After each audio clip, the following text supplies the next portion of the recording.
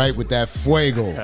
Now, before we go too crazy, right, you know, I saw Jim last night, so I feel like, you know what I mean, I can't be going crazy acting like I got the illest chains in the game because he came out shining, going crazy. But I got a special exclusive chaining day for me. Get my guy Mateo made it in here real quick. Hello. I've been waiting on this for a long fucking time. Not that long. I ain't gonna say it was that long. I appreciate you greatly. Ooh-wee. Nice. Ooh-wee. Got my son Ooh-wee. right here. My most important thing in my life. That's nice, man. You got a close-up of that? Shout out to Junior. Oh.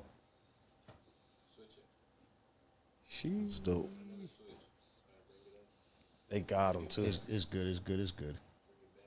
They can see it when they see it. They can see it when they see it. It's cool. It's manual focus.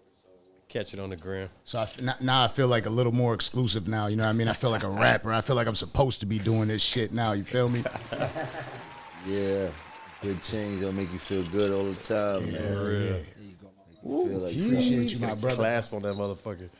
Thank you. That's hard. It was for free 99 too, sponsorships. So you know what I'm saying now. Oh shit! Even better when it's the F word. Yeah. You heard? Yo, so we got my guy Jim Jones in the building. First off, I want to say thank you because you got a whole lot of shit going on, and you know you're out here in Miami celebrating your birthday. Happy birthday! Thank you, my brother. Beautiful weekend. Yeah, it's been crazy it's been great event so far. It's been great so far. Last night was dope. We had the concert. Then we all went to Booby Trap. Yeah, felt good. Yeah, that's why I was saying. I'm like, damn, I know they were up to like. Yeah, we got in like 8. We got in like 8 in the morning last night. It definitely was daytime. The sun is shining. So another thing I want to thank you for, and I don't like talking about controversy at all, but this is why I want to start it this way. Thank you for keeping it hip hop. When it comes to like people mentioning your name and not waiting 8 weeks to drop a record, that's fucking, I like that. That makes me feel so good to know that it still exists because it really don't exist. 24 hours later, you know what I'm saying? He's out there with a record. So thank you for that too. I appreciate that. You know what I'm saying? But most importantly, what we do at the Danza Project is we try to keep it away from all the shit that all the other people do. We like to do it a little bit differently. We like people to be able to just come through, kick it, chill for a minute, loosen up, and then be able to go enjoy everything else you got going on, because I know you got a lot going on. So welcome to Miami again. You know, it's a beautiful summer in Miami. Welcome back. Yeah. So how did you fall in love with music? Me? Fall in love with music? I fell in love with music years and years and years ago. We used to break dancing in my grandma's living room, me and my mom's. Like I've been a hip hop baby, so this is a long relationship I've had with hip hop. So you've been doing? Did you start music because of that? I didn't start music. I actually, by default, I was a part of music because Cam and Bloodshed and them was doing music since we was younger, and I was right there the whole time, and then they went away, ended up moving in with me in my grandma's house, and that's when everything started from there. Yeah, so me obviously being from Buffalo, New York, there was no movement stronger. You know what I'm saying? Like, Dipset was something that it ended up just becoming part of Buffalo, New York too. You know what I'm saying? That if it was from New York, we're representing it. You know, our New York. Yeah, New York is New York. I get it. Yeah. I know we ain't over there. You know what I'm saying? But we're definitely Buffalo, New York. It's still New York, though. Still New York. And you're somebody that you're consistent. You're just dropping album after album, mixtape after mixtape. You don't fuck around when it comes to this music shit. I feel like you just keep getting better. Yeah, it feels like that too. I've been blessed, man. I mean, you can't stay motivated. You gotta stay consistent, and that's the path that I chose to take with the music and my business and life, period. And you are somebody that, like, you got the you do business too. You're an entrepreneur. Yeah. You're not just a rapper. How is it difficult to stay consistent with making music because you got all that other shit going on? Nah, it's all one hand washes the other. It's like taking steps. It's all the same thing. I mean, a hustle is a hustle, a grind is a grind, business is business. So don't matter if it's music or any of my businesses, I get at everything the way I need to, a little balance. Okay. So what do you got going on as far as like your business endeavors right now? Well, I'm moving so fast, I forgot to bring you some liquor. Did a nice little partnership with a liquor company, Jade and Lou. Okay. So you'll be seeing a lot of the champagne and the cognac going around. Television shows, music, fitness, you name it, you know. Yeah, I got a gym in the back. I was hoping you got here a little bit earlier so we could get a little push-up challenge going on. I would have loved to have did that. I'm mad I didn't get to work out the way I usually work out while I've been down here, but I'll be all right. It's my birthday. I could cool out a little bit. Yeah, absolutely. But you're booked back to back to back to back to back to back Yeah, to back. yeah. It's been a little dizzying, but I'll be all right. You got one more night, and I get to relax, take a little vacation for a few days this week, shit like that. And tonight is live. Yeah, tonight we're going to live. It's church tonight. Come on out, have some communion. Live on Sundays. Come on. Yeah. What do you feel about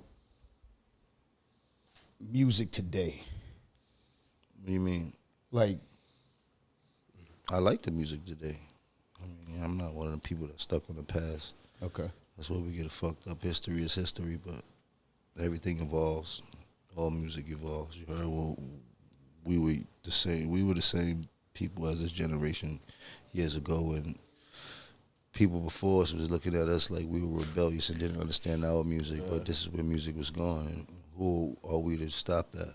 We're supposed to embrace that and help them youngsters get on, and hopefully they could be just as successful, even more successful than we were when we in our time. Yeah. It is different for, like, I feel like in a lot of spaces, lyricism is gone. And we actually have Simba coming up soon. Shout out to Silva, that's my guy. Yeah, I heard you talking highly of him. Yeah, that's my guy. And those are like breaths of fresh air when you get that type of music that you got these younger artists getting onto. I mean, and Simba got bars. He gives you a bit of that nostalgic feeling, but he's definitely up to date. But like you said, yeah, it's not too much of music where you can find a bunch that's substantial out here. Not to say that it's bad music, but you know, we come from a place where we look for certain things inside of the music because we were doing certain things at the time. At this time, it's different. Right. Trust me, and the things that these kids are, pardon me, the things that the kids are doing now, they definitely put it in their music and things like that. But yeah, I'm a fan of the music that we used to, and I'm a fan of new artists that come out and they got bars and they really can rap and their cadence is off the hook, and they get, you know, I'm a fan. Yeah. I'm a total fan of that. But I'm also a fan of all music. Like whatever makes me feel good, to me, is about the energy and the feeling. Music has never been about nothing else to me. For me, you know what I mean? Yeah, hell yeah, the heartbeat to it. Yeah, like. Now, obviously, I'm from Buffalo, New York, and with that said, we got Conway the Machine, Benny the Butcher, West Side Gun. I remember there was that debate over, you know, the top rappers, and there was like the Conway, Jimmy, and what do you feel about the music they're putting out, Griselda? I love Griselda. Them boys be spitting. That's you know, like you said, it's a breath of fresh air. It feels good to hear that type of music. It feels good because, you know, this type of music that reflects the lifestyle that we came up in and things that we were doing. They putting that on wax. You don't hear too much of that anymore. And they got the bars. Shouts to Conway though, that's my guy. Shit like that. Shouts to Benny, man. Yeah, it's dope for me to be like, cause I used to do music, and I used to be in the studio watching them, and that was the realization moment for me that I shouldn't be rapping. Oh yeah, to see them getting in the booth. Yeah. I'm like, oh, there too. I mean, but you know, rapping and making music sometimes take different lanes and things like that. You heard, like playing ball at Rucker and playing ball on the NBA. Those are two different things. Yeah. We're not saying that they both don't fill a void in your life that you need. Like you dig, like the NBA gives you one thing, but I got to get the Dykeman this summer because them boys be going off ski. You heard, like it's like it gives you that same. You know what I mean? So. You know, music is music, man. Like I said, it's all about that energy and the feeling. That's all that I got from it. So that's what attracted me to most of the artists that I like and most of the music that I listen to. You don't ever get exhausted doing all this shit? Just I feel like I always get exhausted, but you know, there's a time and place for that. Right now, we got shit to do. Absolutely. You know what I mean? Again, I truly appreciate this. I know that shit. Like, see, we're an up and coming platform. I'm a humble dude. I know it's not like, you know, I mean, we're what, 126 episodes. 126 episodes in. You know what I mean? We just had Joel Santana up here. Fire. You know, and then we got Vado set up. He was supposed to be up here a couple. And we got like rebooking and shit. It has to happen all the time. And we try to do this shit live, so it's even more difficult. Yeah, so it's a you bit feel me? difficult. So like, and Yeah, then I'm not even realizing yo was doing it live. Actually, I thought it was just an interview. Yeah, yeah. So we do it on live. Get the super chats going. It's like somebody just paid $15 just to tell you happy birthday. Oh, thank you very much. You know I what I'm saying? appreciate that. So it's just dope that we that you came through, because we understand the work that you do, the legend that you are. So definitely a legend. You feel me? We all got work to do. Yeah. I mean, don't take the job if you don't want to work. You heard? Absolutely. But you know how it is. Everybody got work to do. That don't mean they doing it. Oh, 100%. And when people see you, they watch you. You do the music relentless. You in city to city. You got the fit life still, city to city. So it's people that hustle and there's people that hustle. I met an old school cat in lockup. Homeboy said, he said, I don't respect the hustlers, the people that just sell dope. You're not a hustler. He said, I respect the dude that got a full-time job. He in school and he's selling dope. Hustling does not equivalent to you selling drugs. Selling drugs mean you sell drugs. You sell drugs. I'm a drug dealer. Right. A hustler can sell anything. You heard? You sell water to a well. You heard? You did? Yeah, like that. Like hustler really gonna go get it. No matter where you put him at, he gonna figure out a way to get some dollars in his pocket, or he gonna figure out a way to feed his family. Like you said, if that results to me having to get a 9 to 5 and doing like I wouldn't like I've hustled all type of shit in my lifetime. You know, drugs was not the number one thing that I hustled like that was part of the hustle. I did that too, but I hustled everything, even including the music and shit like that. Like in high school, I used to hustle Hydrox cookies, the ones that look like Oreo cookies. I was selling them shits for 50 cents a pack. Me and Zeke, my uncle would give me the whole big box. He worked at Red Cross. It'd be like 200 of them shits in a box, nigga. That was $100 easy in one day at lunchtime. Niggas wanted them cookies. So my hustling spirit started from a young age and shit like that. So I understood what it was. And you know, the most lucrative job you can have is sales. You know what I mean? You know how to sell some shit, you gonna win. Facts. Hell yeah. What was Jim Jones' first 9 to 5? Did you ever have a 9 to 5? Yeah. What was the first regular job? Well, the first regular job I had, I worked inside of a law firm, right, inside of the mailroom and doing all that type of shit. Sorting and shit. Yeah. Then I graduated early. My grandma was like, she didn't want me just in the house doing nothing. And I went to my church had a program called Vehicles. Like Vehicles was a job career training organization, and it gave you all type of office skills. So like at like 16, some shit like that, taught me everything about gateway computers and how to type and all that type of shit. And the lady named Janet Barrett, she took a bunch of kids in, and it was a whole program and shit like that. And she was helping people get jobs, and that's how I ended up inside the law firm. And at that time, I still was hustling. I was still in the streets hustling, but I had to figure it out. Then my grandma passed, and things got a little bit different.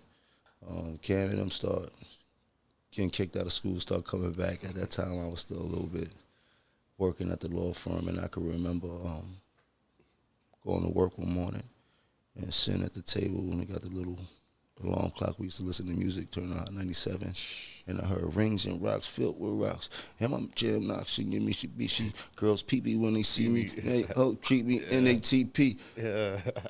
Coogee sweater. I was just in a maze, bro. I was just looking like, yo, what the fuck? And I just got up and gave the manager a pound, like, yo, bro, I'm gonna catch you on the other side. This has been a nice ride, but I got other shit to do. Oh shit. Tough. Yeah. That's dope. And from there we got into what we doing now. That's an ill ass way to fucking quit your job, just to know that you could go ahead and go do that. You know what I'm saying? Yeah, the shit Big was rapping about I definitely couldn't get inside that law firm, inside that mailroom.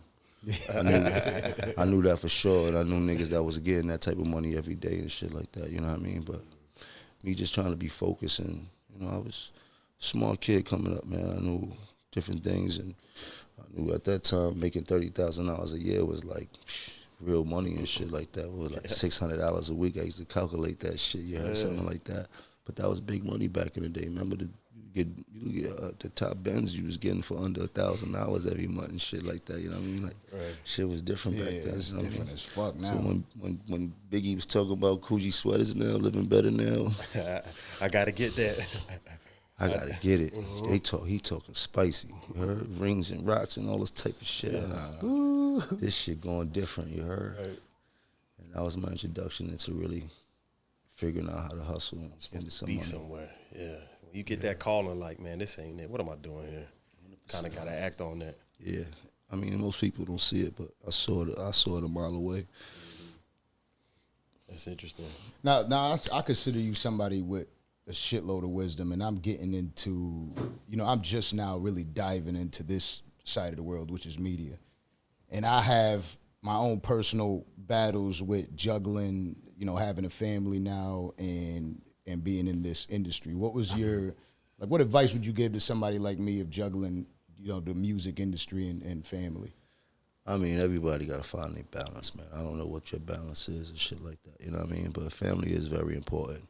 And when you get into this game and, and starts to become successful and things start to move for you tend to get jaded a lot. That's what happened to us and shit like that. So, you know what I mean?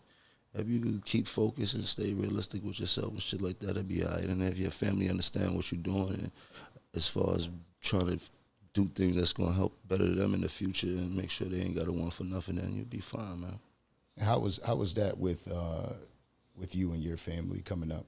Because y'all was everywhere. It's rough. It's still rough. I mean, I'm still on the road a lot. I'm still doing a lot of business. I'm still not at home all the time, but I make sure I make it home every night and shit like that. You know what I mean? But it's never easy. You know what I mean? Because your family do want that time, but we got to work or the bills don't get paid. You know what I mean? Right. Realest thing any nigga could do, or anybody that call themselves as a real nigga, is make sure that your household is taken care of. You heard? Yeah, hell yeah. They say, especially when you are living the entrepreneurial lifestyle, it's about making deposits. Like taking the time, okay, it's Sunday, let me stop, make my deposit, call mom. Hey, mom, how you doing? Everything good? Okay. Stop by the block, make my deposits, everybody good? Okay, cool. And just keep it rolling like that.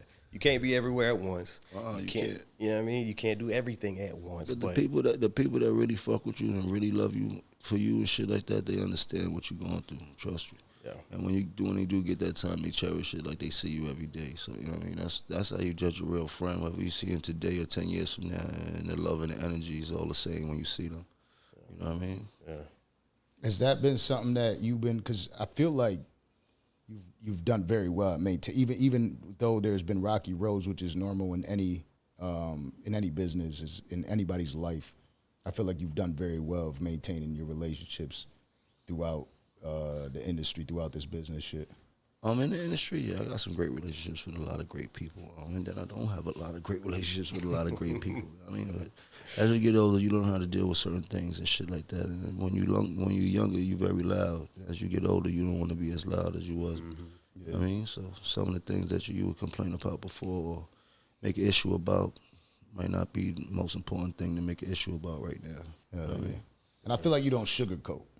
Yeah, I ain't got time to sugarcoat. I'm gonna give it to you how it is. I mean, too many people sugarcoat life and shit like that. Too many people was comfortable with lies because the truth hurt. I learned to love the truth. You know what I mean? It hurts me a lot too, but there's a big understanding and a big lesson inside of the truth as opposed to lies. Oh yeah. Do you have like like you got these people that say they retire from music and shit like that. You just keep dropping classic after classic after classic. Do you look at it like eventually you're gonna stop music, or you just say fuck it whenever it happens, it happens? I mean, eventually, yeah. I mean, I eventually I'll plan to stop doing music at the capacity that I'm doing music now and shit like that. But at some point it's like fuck it, whenever it happens, it happens. But then it's music. There ain't really no time on how you do music or when you do music, you know what I mean? Inspiration. It's very therapeutic for people that do music, you know what I mean? And as you live life, there's more things you want to talk about. And I don't got no diary or nothing, so I might be 82, like, yo, let me go to the booth real quick and let me do some fire, you know what I mean? Like, that's fire. It's gonna be interesting to see, watching rappers age into their career and find second careers beyond just the rap. I mean, R&B singers, there's no age cap on age. They sing forever. Especially R&B. Yeah, falling off stages and shit, passing out. It's crazy watching it, right? Like it's keep in mind, rap just turned 50, so we still young as far as music is concerned. So, you know what I mean, we're growing as rappers, growing at this point. What rappers influenced you most coming up? Oh, it was a lot of them. Coming up, Rakim, Big Daddy Kane, Cool G Rap, Busta Rhymes, Fat Joe. There's so many. As I got older, it was Tupac, Jay-Z, Biggie, Nas.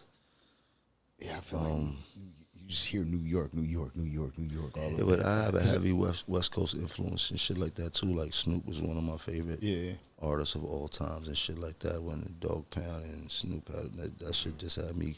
You heard, like, you know, Tupac became ultimately a West Coast artist that chose to love and shit like that. You know what I mean? But it's a whole so many rappers that I love. Eazy-E was one of my favorite rappers coming up and shit like that. Bone Thugs and Harmony. Yeah, I was about to mention that. They got one of my favorite songs of all times, which is "Meet Me at the Crossroad." Like, you know what I mean? That's one of me and my mom's favorite songs of all time. So, you know, it's a lot of things about hip hop music and different artists that help shape me coming up and shit like that. You know what I mean? I learned a lot from hip hop music as I ran through the streets. One of my favorite joints was actually the original Crossroads version. I'm not sure if you heard that one, because they had the joint that was on the record and they got famous, but then they had an original version with a different beat. That's probably my favorite song ever. Yeah, hold on. Is it what's different about it? The beat. The beat is different. Yeah. I don't think I ever heard that. It was the original version. I don't think I ever heard that. I never heard that. Damn, I gotta play it. Man, I miss my Uncle Joe, and they should have been gone in front of his home. All I do is cry. Let me see if I can find this shit just so I can play it a little I ain't gonna lie, bit for a that second. Bone Thugs era was crazy. Just because that shit What was... he did that was wrong. Gotta hold on, gotta stay strong. Yeah. That's one of those songs. If you knew every word, you was that nigga. Everybody was like, damn. But I found that out when I was younger and I heard that version. I never. But knew like, that. there's nothing like obviously the classic one that we all got used to. You know what I'm saying? It took over, but that shit's always. That was on the album. Huh? That was the one that was on the album. Oh, That's the original one that was on the album. That was on the album, and then they put the radio single out. You know what I'm saying? Yeah. Made a They good move. used to do that shit back in the day with the remix. The radio single be a whole other song. Yeah. The remix time back in it. That's something about like when you were mentioning New York rappers. You know, obviously I got the bias because I'm from New York, but New York was also the Mecca. It still is the Mecca, right? But like it was, you knew when the New York, and I still feel like now, in order to be fire in New York like you could be fire worldwide, but they ain't fucking with you in New York. They're much more skeptical of who they're gonna fuck with, right? Like to be New York famous, as we were talking about recently with Joel Santana, that shit's hard because the fans over there, they're kind of more picky. Like, we gonna fuck with them or not? You know what I mean? They might bump Future a little bit easier than they'll fuck with the next rapper from New York because the New York rappers got to come with it. Back then, and you know, I'm 38 years old. And so like when you had those artists that were coming up and coming out of New York, it's just like everybody came with it all the time. You just knew it was gonna be a nasty ass verse when you had the remixes and shit like that. You just knew that New York. I mean, New York is still different. New York is its own place when it comes to music. It's a whole. We got our own sound. We got our own way we talk. I mean, like, so it's very hard for people to get to the top of the list in New York and shit like that. But by doing music, you definitely have to come with some super bona fide shit. Like, the last person I would say really was about to be the New York, Mr. New York would probably be Pop Smoke. Yeah. He had Yeah. what it took, charisma, he had a new sound, bitches was loving him. Like, Yep, good it was energy. going up, you know what I mean? So, yeah, New York is different, especially when it comes to music, especially you to stand out in New York. Hell yeah. Another rapper that passed recently, speaking of Pop Smoke, you have probably one of the latest, most fire tracks from with Takeoff or We Set the Trends. Yeah, R.I.P. to Takeoff, one of my dear friends. Yeah, he definitely threw me a super alley-oop. I had no choice but to dunk that. We Set the Trends was a great record. I think it's like gold right now, something like that. Yeah, so it's pretty dope. You had a good relationship with Takeoff prior to all that? Yeah, that was baby bro right there. That was nephew. had a great relationship with him. He had a great soul. I mean, very giving person. Very funny too, if you know him. What are like with all the artists that are out now? Are there people that reach out to you to mentor them? I don't know if people directly reach out to me to mentor them, but I know a lot of people reach out to get some advice and things like that on certain situations they're going through in the music business and just soak up game a lot. Okay. You know what I want to do? I want to bring in Queen.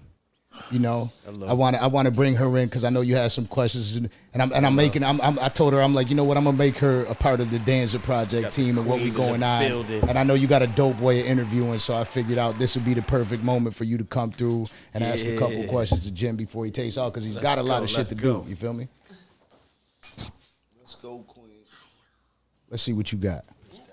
Putting you on the spot. Let me just say, I have this big afro I'm doing today, so Danza, I don't know if I'm gonna be able to put this on my head, so I'm gonna just rock with it. Okay. You gonna rock with it? What? Yeah, go ahead. Also, my bad. Well, we can hear you now. We can hear you. You good. Y'all can hear me? Yeah. I'm good. Well, I just want to say thank you for inviting me to the show. Yeah. I am Queen, and it's such an honor to be in front of a legend. Happy belated birthday. Thank you very much. You know, one of the 10 greatest, top 10 greatest mixtapes of all time, and I'm glad to be sitting in your presence of a legend. So, Thank you. yeah, Okay, we gotta okay, give okay. flowers when it's due, y'all. Come on now, Hell we gotta yeah. give flowers when it's due. So what you got? What I got today? Well, I do have a question because I want to know, you know, obviously, I want to talk about the creative process. Like, what is, you know, when you make your music, like, what is the creative process that you kind of get inspired by? I know it's a lot of hustling. It's a lot of, you know, just like, how is that process for you with making music? Sure, I make music about living life, but my creative process, I usually fall asleep in the studio and then wake up and do the record.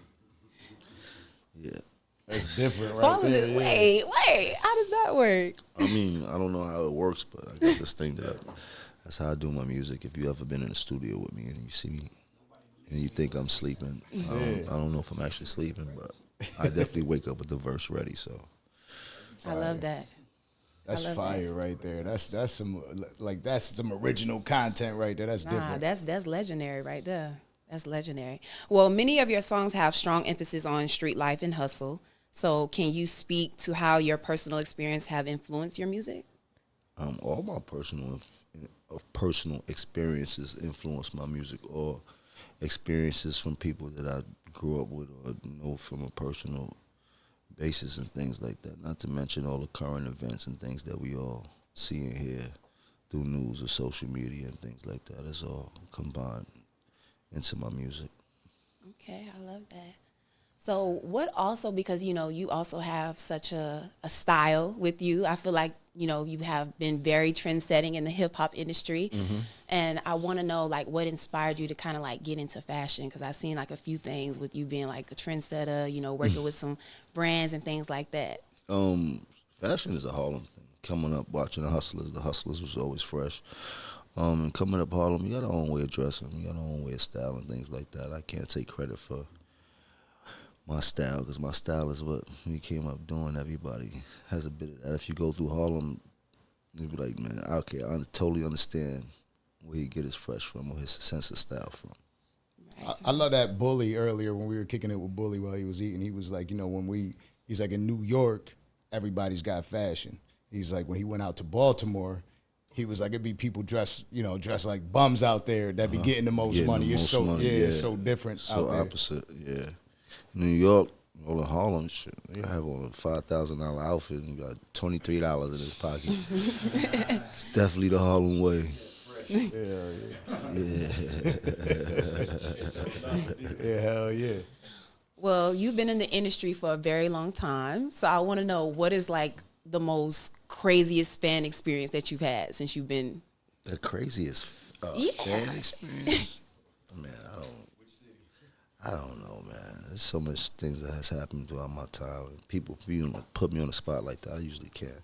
But I've had a lot of things, like the most bizarre things that always catch me off guard is all the tattoos that people have gotten throughout the years, all the diplomat tattoos, all the Bird Gang tattoos, and now I start to see people do their vamp life tattoos. It's always been bizarre to me, but I appreciate the love, you know what I mean, of all my fans who go above and beyond to show the love that they have for us. I love that. If you can collaborate with any artist right now, dead, alive, like, who would it be? It'd probably be Tupac if that was the case. Like, if I had a chance, yeah, it definitely would be Pac. That'd be a crazy. That's ass record crazy. right there. That's crazy. Outside of making music, what is like a hobby for you? Like, what's one of your biggest things that you do outside of music? Work it out. Working out. Yeah, I would say fitness is one of the things that I do constantly besides doing music. I love that. So, you know, with music and, you know, obviously you work with people in the studio, engineers and all these different things like that. Mm-hmm. Have you ever had any challenges with receiving feedback? Like, has someone been like, oh, I ain't really feeling that track, or you need to change this? Because, you know, you're somebody that all your records, like, literally is just hits to me. So, like, do you... Everybody always have an opinion, but I value the opinion of certain people when I'm doing music and things like that. And so, you know, I take that all into consideration, especially from certain people give me an angle on what they feel about the music and shit like that. Remember, I'm trying to make the best music I can make possibly. And what I hear is not always the best. You dig? So getting the right criticism from the right people is always needed when you're in the studio. Yes. And I noticed earlier you spoke about family, so I want to know, like, how do you handle disagreements in your family? Like, how do you handle conflict? Because at times I know when you travel, and do different things like that, you know, coming home, that's kind of like, you know, so how do you handle that? I'm sure I hardly win when it comes to conflict at home, so. You know. See, I love that. You dig? I just got to figure it out. Usually handle it by buying a purse or something. I gotta learn the game right here. Yeah, Danza, you gotta learn. You gotta learn. But what do you feel like is the most important parts when it comes to like maintaining your family, especially being in the music industry? Time. You gotta figure out some time for your family. No matter, I know everybody is busy, but you gotta figure out to have some time for your family, and that's what I've been learning a lot as I got older in life and things like that. Fire. I love that. I appreciate you jumping in here, Queen. That was dope. Yeah, I like that. That wasn't too bad. Yeah, no, it was good. Let me get Chris back up here so we can wrap this up. Thank you, Queen. You know what I'm saying? So again, I know you got a lot of shit to do, and I want to get you back to that. Talking about the marijuana industry, right? And you got your own strand, I believe, right? That's out now. Yes, you got Capo blunts, and then we also have Knockout Smoke. Come on. Yeah, I know. Shouts to High Tolerance. Shouts to Saucy Farms. How's that like? Because I know that just got legalized in New York. I've been living out here for the last like 6 years. And I know that just got legalized in New York, and I know the industry out there is pretty crazy now, right? Yeah, the industry in New York is crazy. It's weed everywhere. It's legal. You can smoke weed anywhere. You can smoke a cigarette, so you can imagine how it, you know what I mean? Yeah, and I heard they have like buses or like ice cream truck type shit.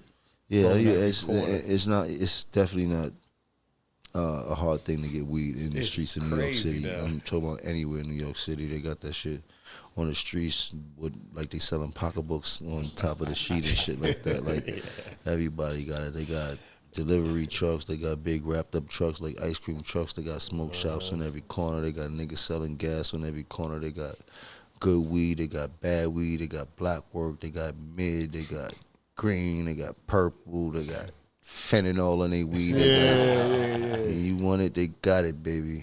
But how does that work? You got to be mobile? That's the loophole? I ain't seen no storefronts yet. It's a bunch of storefronts. Yeah, they're out there. Oh, now, okay, yeah. okay. They just in the city, it's just the wild, wild west out there right now. Crazy. Who'd have thought? Shit, I'm happy for it though, man. I mean, things that we used to get locked up for all the time, now we ain't got to worry about. It's just so good because that's the only thing that I was worried about in the last 10 years was getting caught for smoking weed and getting locked up, which is the and New York is terrible serious inconvenience of all time because they locking you up for a roach, they lock you up for any type of shit back in the day. It didn't matter. Over here, they just be letting people do whatever the fuck they want. You know what I mean? Over there, it's just like, yeah, I definitely got picked up a few times just for Nah, smoking. it was a time in Miami they'll smoke your boots. They catch you with any type of weed. They smell you driving by with some weed, boy. It would tackle your whole car down here in Miami. Especially off Ocean, off South Beach. Doing all the Memorial Days back in the day. Hell Shit. yeah. Miami was on high alert like New York, but it's a blessing now, man. Not to have to worry about cops harassing you or pulling you over and telling you your car smell like weed. Could you step out the vehicle? They got to find a whole new excuse now. You know what I mean? Hell yeah. So like with that industry, because I used to sell a shitload of weed, right? So is like that, like the margin, the profit margin off of it different now because of all that shit that goes on? I don't know how the profit margin works. I mean, the legal part of it is there's supposed to be legal dispensaries starting to pop up inside of New York City, and I don't know how they profit margin will work off a pound or eighth or whatever and things like that. I just smoke the weed. No, what I'm saying is like promote my having your brand. own strand and promoting it. Is it still like is the business as good as it is on like the street side? Is it just a lot I mean, tougher? business is as good as you make it. You only get what you Okay. negotiate, not what you deserve. So it depends on what you got going on and how you moving. You know what I mean? Amen. Yeah, that shit is dope. Well, Jim, I appreciate you. I don't want to hold you up too much longer. Like I said, man, I really appreciate you for coming through. Thanks for having and me. taking Man. your time. Appreciate this, man. Thank you for letting me smoke in your spot. Yeah, hell yeah. I had to. The guy's got his own strand. He's a legend. The fuck am I gonna do saying no to Jim Jones? You know what I mean? I tried before it. I was like, no, I want to smoke a bit. I was like, but it's Jim Jones. Yeah, I gotta do it. I mean, for the most artists and things like that, if you want to get these interviews, you want to be able to make the artist as comfortable as possible and things like that. And it's a high percentage of artists that smoke weed and shit like that. You know what I mean? And then you got, they got different shits you can put in here. It costs you no money. Air this shit out. little van. Yeah, smelling like weed and shit like that. You know what I mean? Like so. I mean, but it's what it is, man. The culture. You want to get these interviews, man. You heard? You need to get high tolerance and see if they sponsor you and shit like that. So Shit, let's talk to him. Let's when go. the niggas come in here, you got some weed to give them if they want to smoke. You heard? Hell yeah. It works better for you. This is the only sponsor I got right now is Mateo Made It. That's all. You know what I mean? So Here you go. I'll show you how you do it. You got high tolerance. You got high times on your on your table and shit like that. So like shit, you might as well get a nice little sponsorship. hell yeah. And It's coming. It's on the way. We Self-funded. Everything we do is self-funded. You know what I mean? And just and these building. I see you got the liquor and shit like that. I'm talk to my partners. And I tell Bully and shit like that. Cause are you anybody giving you a check or any type of product or anything? Nah, that's me buying everything. So then, we can We just got into that. We're just getting to the point where I felt like, so I'm a businessman at the end of the day, entrepreneur. Used to be a hustler. You know what I'm saying? I'm still a hustler, especially after you put it that way. But it's like for me, I wanted to make sure that my brand is my brand. It means something. We stand behind it. You know what I mean? Before I even invited sponsors to get up there. So I'm just opening up that door now. But I would love to have the opportunity to work with you on something like that. 'Cause right now you give everybody free sponsorship right now, free airtime because your show is working in reverse for you. You know what I mean? But like I said, I just did the deal with a partnership with a new company. So makes sense. See where we could work, at least for some product. Be better than, you know what I mean, be in business with somebody that you got in your background and not. You know what I mean? Yeah. Let's get it. I appreciate you. Yeah, hell yeah. I appreciate you. Let's go. This is the Danza Project episode 126 again, you said? 125? 126. Yeah, let's get it. Let's shut it down.